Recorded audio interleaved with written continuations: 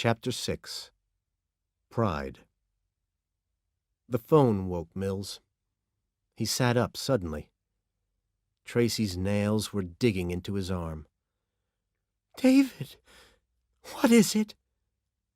Mills picked up the phone quickly. Hello? I've done it again.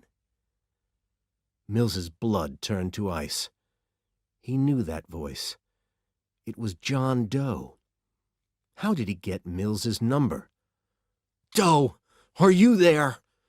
Talk to me! But it wasn't Doe. It was Somerset. Mills was angry. What's wrong with you, Somerset? He shouted. He looked at the clock by the bed. It was 4:38 in the morning. I just got a call from the officer guarding Doe's apartment, said Somerset. Doe called there and left the message you just heard. Is that all he said?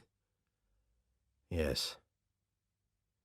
We also found another body. Pride.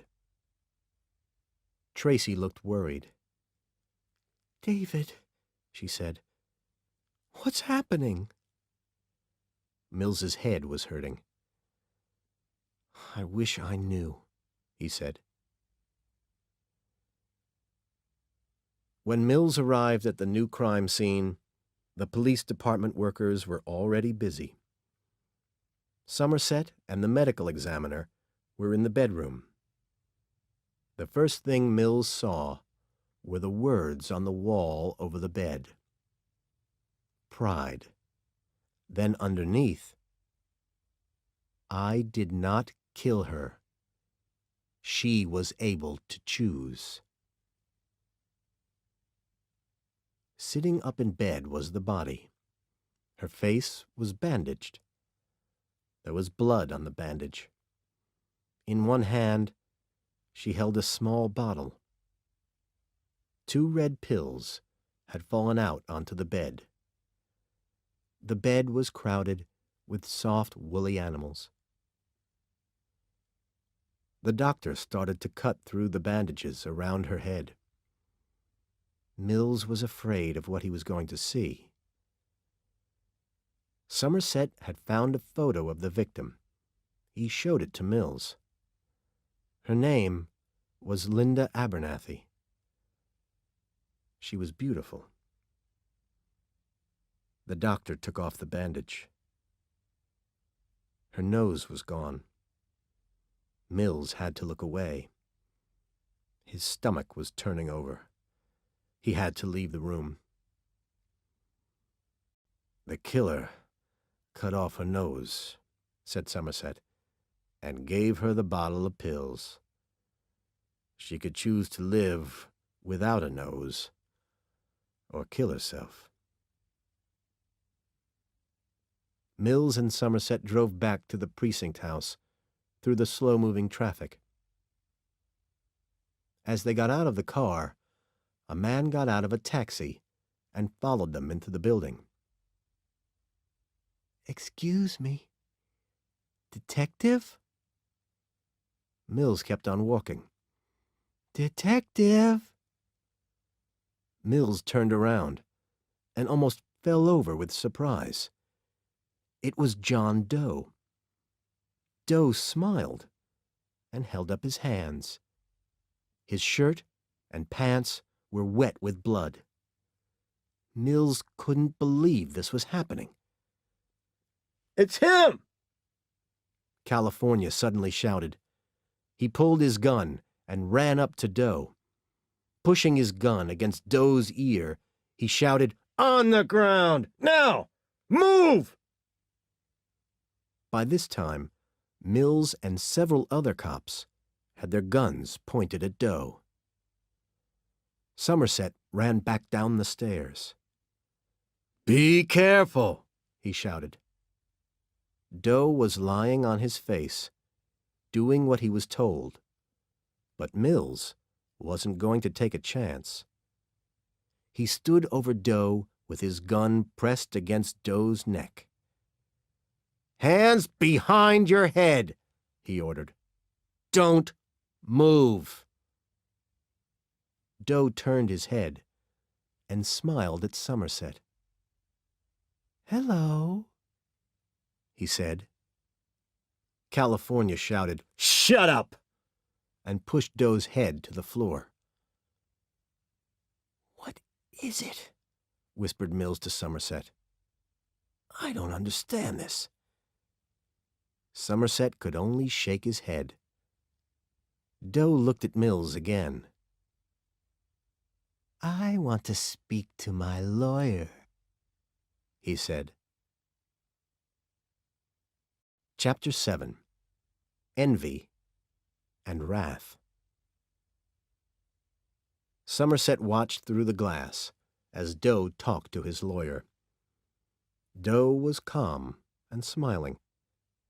He looked like any ordinary man. He didn't look like a killer. Doe's lawyer was asking questions and taking notes. Somerset couldn't hear what they were saying, because the rules of American law won't let anybody hear what a criminal says to his lawyer. Mills and the captain watched over Somerset's shoulder. When can we question him, Captain? asked Mills. You can't, because he's saying he did it. It goes straight to the public lawyer's office. Mills shook his head. He wouldn't just say he did it. It doesn't make sense. He doesn't feel sorry. Look at him. He's not finished yet, said Somerset. The captain laughed. What can he do in prison? I don't know.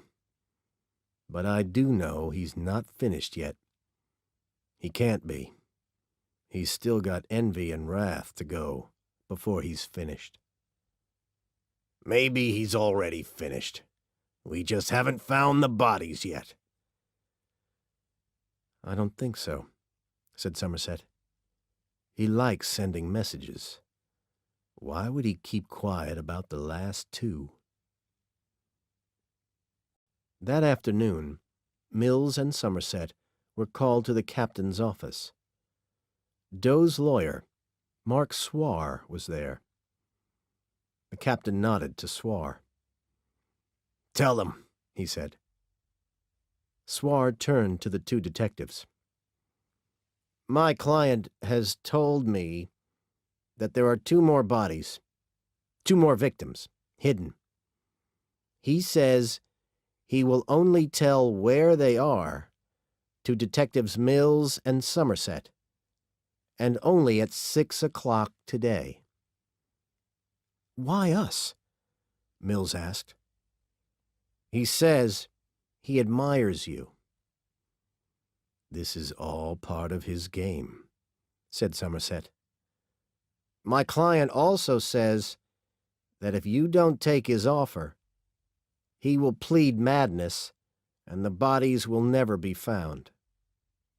If you do take his offer, he'll plead guilty to all the murders right now. If your client pleads madness, said Somerset, what you're saying would show that he isn't mad. Perhaps, said Swar. But think of what the papers would say if the police didn't try to find the bodies of two of his victims.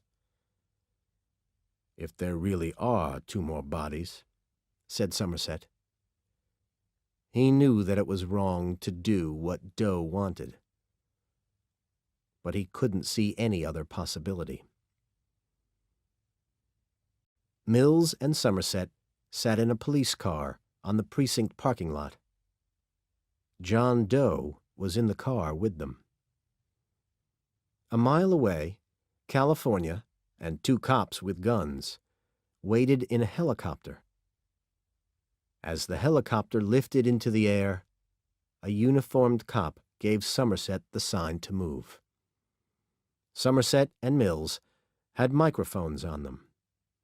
California would be in the helicopter, listening to everything that was said. If anything went wrong, he would be right there. Somerset drove through the city streets until they left the buildings behind. 20 minutes later, they were on the freeway, driving through the desert. "Stop here," Doe said. "This will be fine." Somerset slowed down.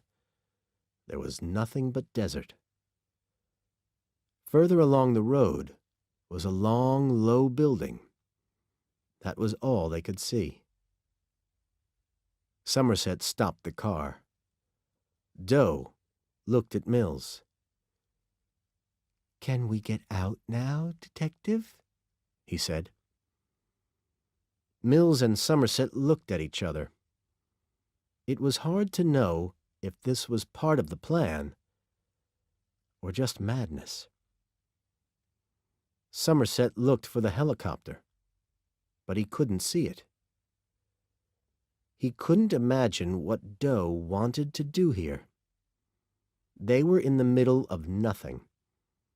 But if anything happened, the helicopter would be there like a cat on a mouse.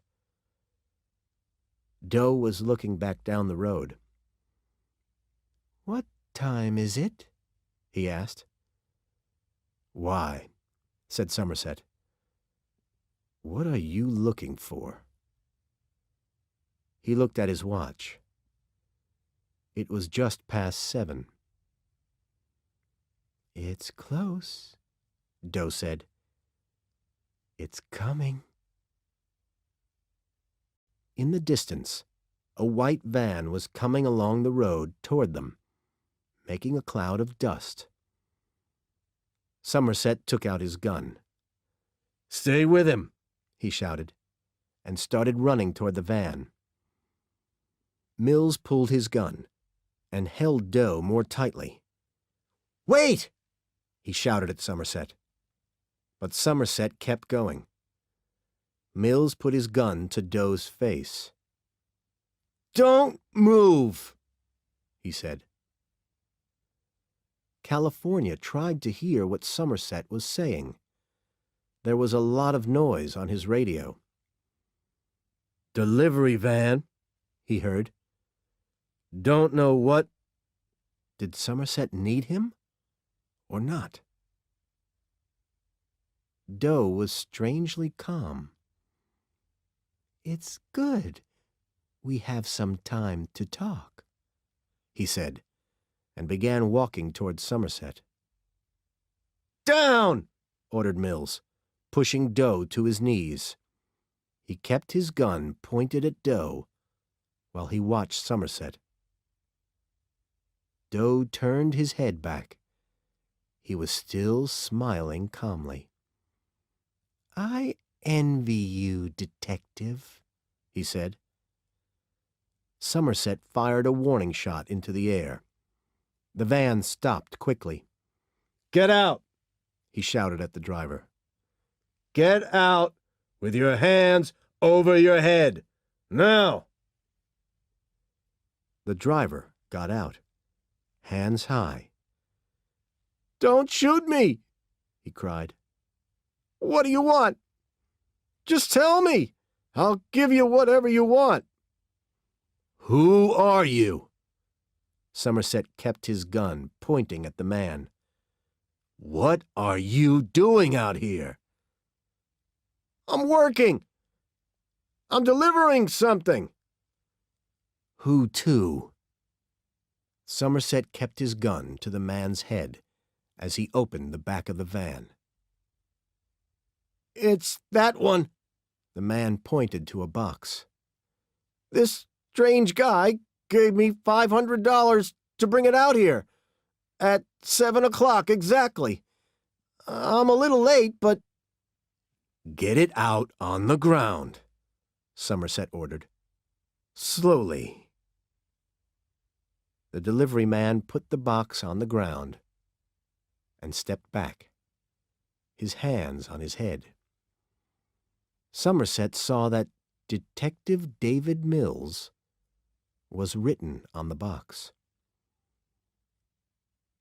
California could hear Somerset through the noise. "There's a box here. It's from Doe. Don't know what. Going to open it." "Call the bomb department," California told the pilot. "Get them out here, quick." "Should I go down?" asked the pilot. "No. Wait. He hasn't asked us yet." Mills tried to see what Somerset was doing. The delivery man started to run. Somerset was chasing him away, ordering him to run. Doe was still talking. "I wish I was an ordinary man," he said. "I wish I had a simple life." Somerset was on his knees, doing something in the road. "What's going on?" said Mills to himself. Somerset took out his knife and began to open the box. Inside was something heavy, with plastic sheets around it. There was blood on the plastic. He looked inside. "Oh, Christ." He fell back onto the ground, suddenly weak, not wanting to look, but he had to look. "Oh, Christ, no." He felt sick. Mills could see that something was wrong. He pulled Doe by the shoulder. "Get up! Stand up! Let's go!" Doe tried to walk, but he couldn't move fast enough for Mills. "You've made a good life for yourself, detective." "Shut up and walk!" ordered Mills angrily. Somerset took deep breaths to keep himself from falling. His legs were weak. He held on to the van, his stomach turning over. When he looked up, his eyes were full of tears, and he couldn't see clearly. But Mills and Doe were coming toward him. "Oh, God, no. No." "Somerset!" Mills shouted. "What the hell is going on?" "Throw down your gun!" Somerset shouted. "What are you talking about?" Mills shouted back. Doe was still talking. "I'm trying to tell you how much I admire you. And your pretty wife, Tracy." Mills turned around fast. "What did you say?" Doe was smiling. Somerset ran up to Mills. "Throw down your gun. That's an order." "You're retired," said Mills. "I don't have to listen to you." He moved closer to Doe, his gun pointed at the killer's chest. "I visited your home this morning, detective," said Doe. "You weren't there. I tried to play husband, tried to be a simple man, but it didn't work. I took something with me, though." Mills's face showed his pain and confusion. He turned to Somerset for some answers. Somerset held out his hand, his eyes filled with tears. "Give me the gun," he said. "I took something to remember her by," said Doe. "Her pretty head. I took it because I envy your ordinary life, detective. It seems that envy is my sin." "That's not true!" screamed Mills, pushing his gun in Doe's face. "Say it! It's not true!" Somerset pulled Mills away. "I can't let you do this, Mills." "What's in the box, Somerset? Tell me!" Somerset couldn't say the words. "I just told you, Detective," said Doe calmly. "Shut up!" Mills shouted. "Become wrath." Doe wanted to make Mills more angry. "Shut your mouth!" Mills hit Doe across the face with his gun. "This is what he wants, Mills. Can't you see that?" "Kill me, Detective." "He wants you to do it," said Somerset. "Don't do what he wants. Murder a suspect, Mills, and you throw everything away." "We'll say he tried to run, and I shot him. We'll work out the details later. No one has to know." "They'll get you, Mills. They won't care who he is. A cop who kills a suspect can't defend himself. Forget about it. You'll go to prison." "I don't care." "If you're gone, Mills, who's going to fight the fight?" "Don't listen to him," said Doe softly. "Kill me." "You're wrong," Somerset argued. "Who will take my place if you're not here?" "Tracy pleaded for her life, Detective, and for the life of the baby inside her." Mills looked confused. His hands, holding the gun, were shaking wildly. "You didn't know." Doe looked shocked. Somerset was suddenly tired and weak. "If you kill him, Mills, he wins." Doe closed his eyes, his hands held together in front of his face. "Okay. He wins."